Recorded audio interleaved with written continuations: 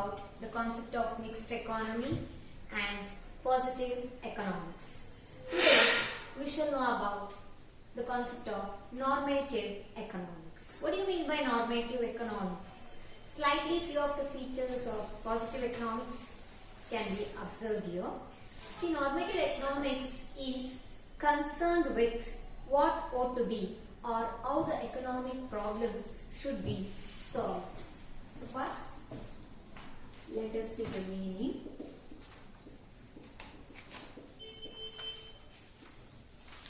It is concerned with what ought to be or how the economic problems should be solved.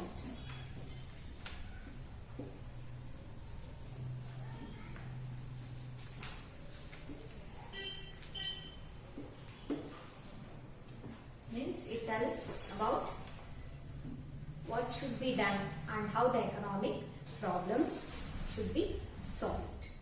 So coming to the other concepts or features, it is concerned with what should be and what should not be. That is, what is desirable and what is not.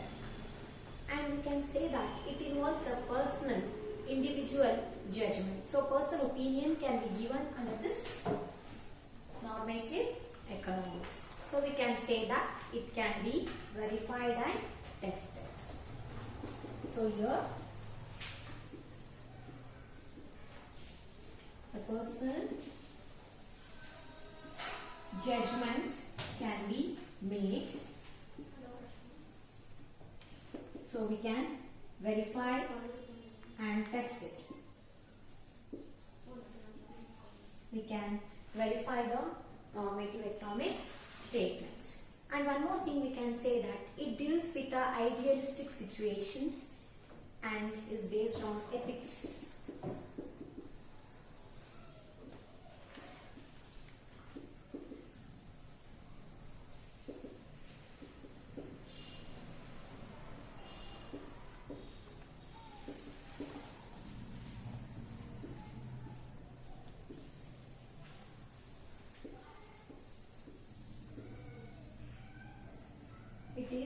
It deals with idealistic situation and based on ethics. What do you mean by idealistic situations? It means unrealistically aiming for perfection. That is idealistic. And ethics means what? It tells about the moral values. It tells about what is right and what is wrong. So we can say that normative economics tells about the things what should be done and what should not be done. So we can say that it tells about the good things and the wrong things. It tells about the right and wrong. So these are the points related to normative economics. And now let us know some of the examples of normative economics. Firstly, government should provide basic healthcare facilities to all citizens. That is one of the normative economics. It is telling what should be given. What are the facilities? Healthcare facilities should be given for the people in our country. Then secondly, you can take example like minimum wages should be given for the laborers so that they can meet their basic needs. They can manage their basic needs. Means by giving a minimum wage for the laborers in the economy, they can fulfill their basic expenditure. So this is normative economics. So totally we can say that it tells what should be done. Okay. Next, after understanding the concept of positive and normative economics, we can note down the differences between those two. That is positive and normative economics. And the differences between positive and normative economics, this question you can expect for 2 marks in the exam.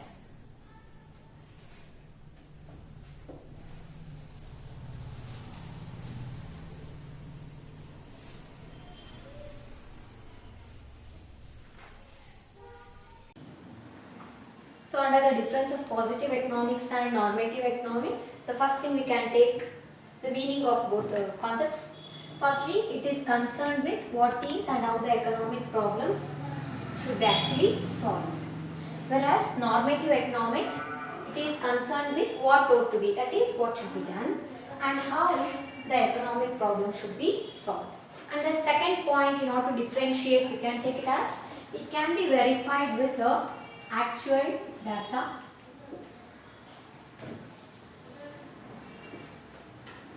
whereas normative economics cannot be verified.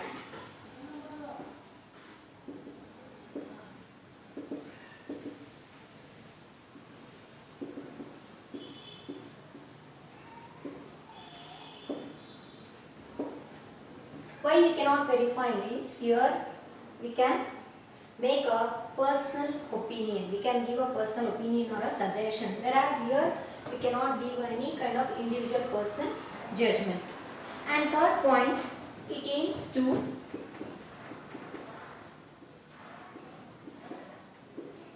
have real description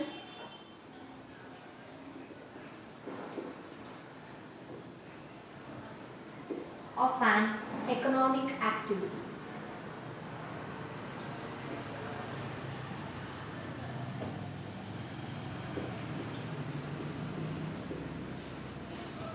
Whereas normative economics, it aims to determine the ideals.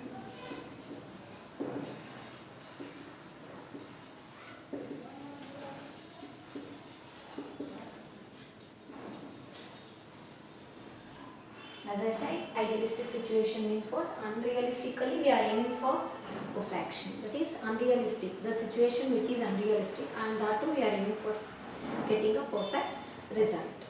And lastly, it is based on facts.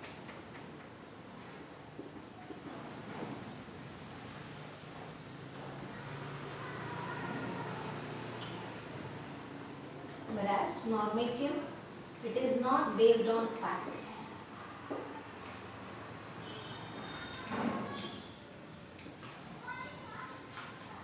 Positive is based on facts, so thus it is not suggestive.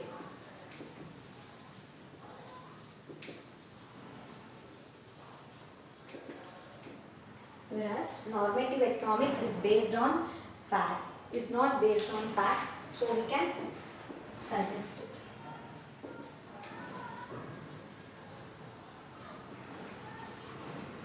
So these are the differences we can give between positive economics and normative economics. Next, let us know about the concept of microeconomics and macroeconomics.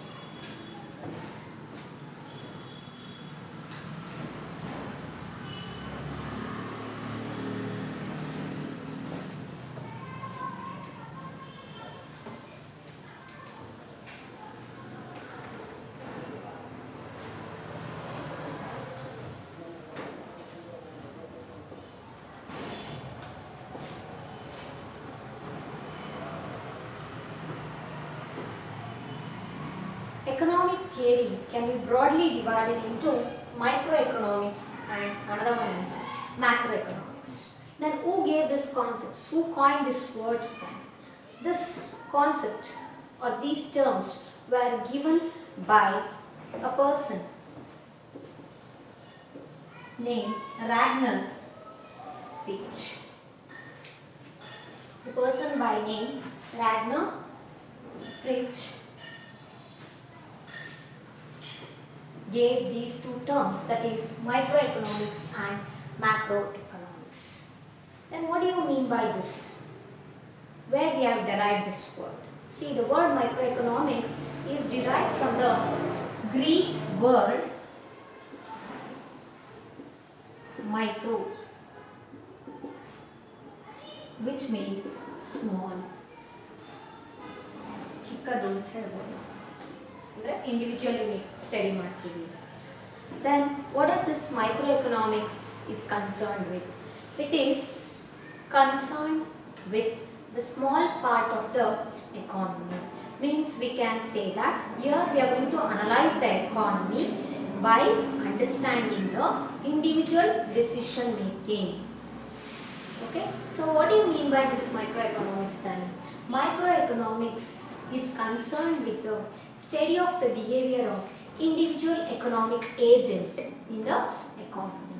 Then who will be coming under this? Such as a consumer, a producer, a firm, a household, etc. For example, if you take, what is the production of a company? What is the total production of ABC company? What is the demand created by a customer in the market for so much of product? What is the supply of goods from ABC company? So individual unit I am going to study. So that can be called as what? Microeconomics. Then coming to the scope of microeconomics.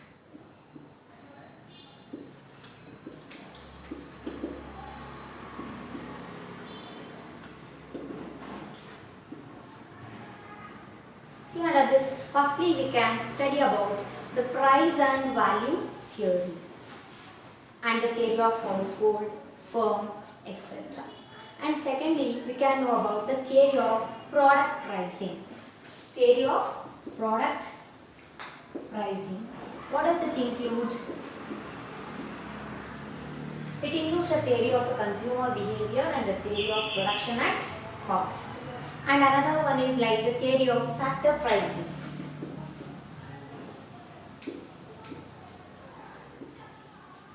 The theory of factor pricing or distribution.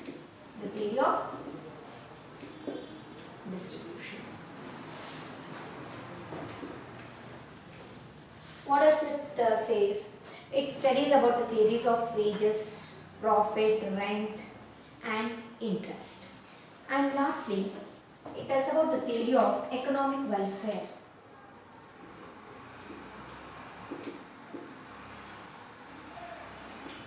Theory of economic welfare, that too tells about the pricing mechanism, how it is done in the economy, and we know that pricing strategy is very important in the market. So this is about the scope. Then moving on to the importance of microeconomics. Tell me why it is important, why it has been given so much of importance means, here we are going to understand the individual unit, individual economic unit that is operating in the economy.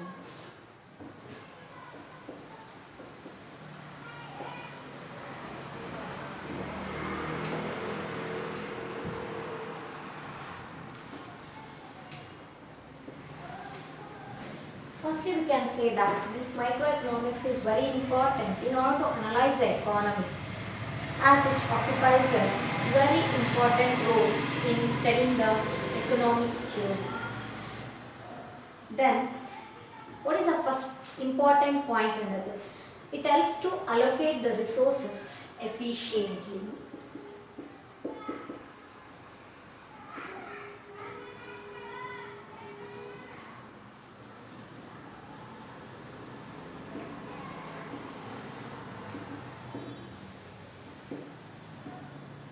We know that resources are limited in the economy and we have a scarcity of resource. So resources are very important, and that too the allocation of resource in the economy for production or any kind of activity, if you take, it's very important. So microeconomics helps us to understand about the allocation of resources in the economy. Not only that, even it helps the government to make a proper allocation of resources, and along with that it explains the conditions of efficiency of consumption and production, which are very important economic terms. Then other thing is, it is suitable for making a proper economic policies in the economy, so that we can have a stability in the economy. And secondly, we can say that it tells about the free market economy.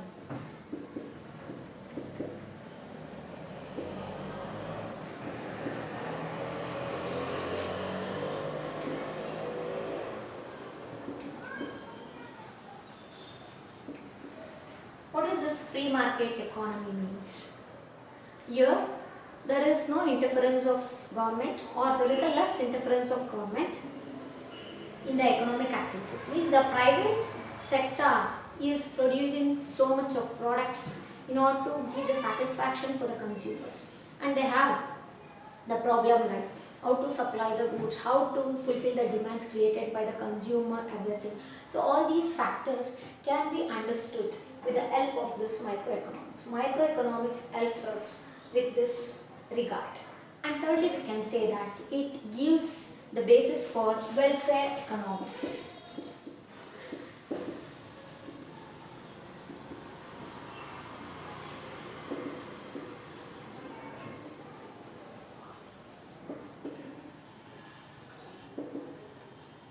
What is meant by welfare economics?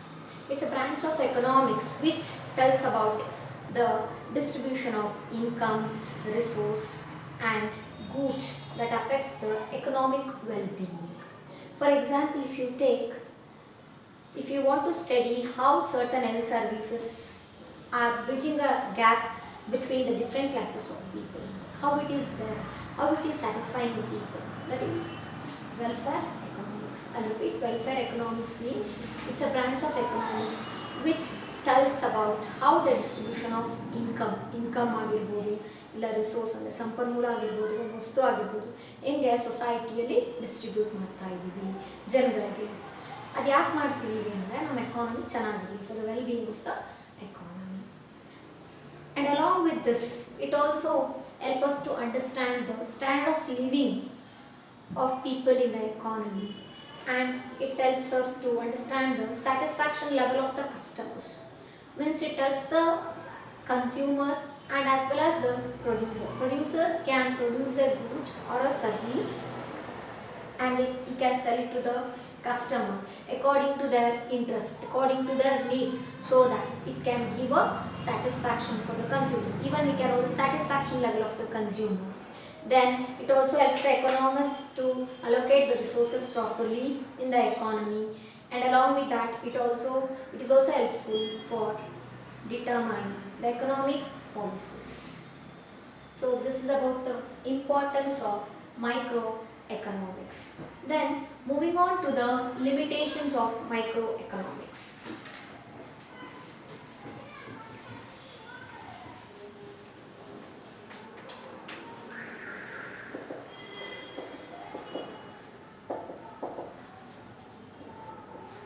What are the limitations of microeconomics?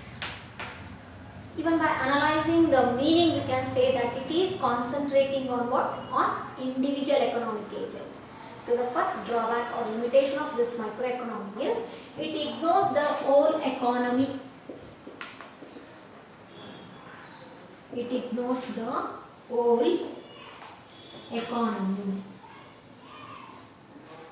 See, it is studying the individual economic agent. For example, what is the demand created for so and so product? It is not telling the demand created by all the customers in that industry. No.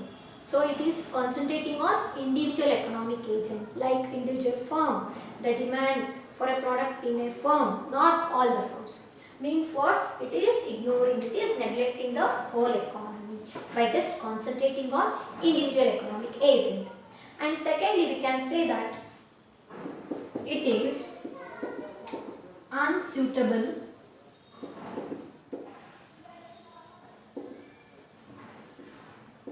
in some areas. Means we cannot apply this microeconomic concepts in some of the areas, like when you are going for international trading, is the trading activities, buying and selling of goods or service is happening among all different countries. So at that time we cannot apply the concept of microeconomics. Then if you take the national investments, when you want to study the national income, then overall employment, there you cannot apply this microeconomics. That is one of the drawback here. And we can say that it is unrealistic study.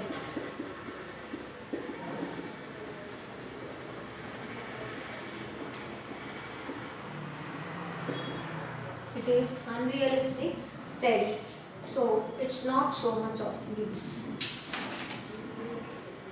So these are the limitations of microeconomics. So we can say that microeconomics means it is concerned with the study of the behavior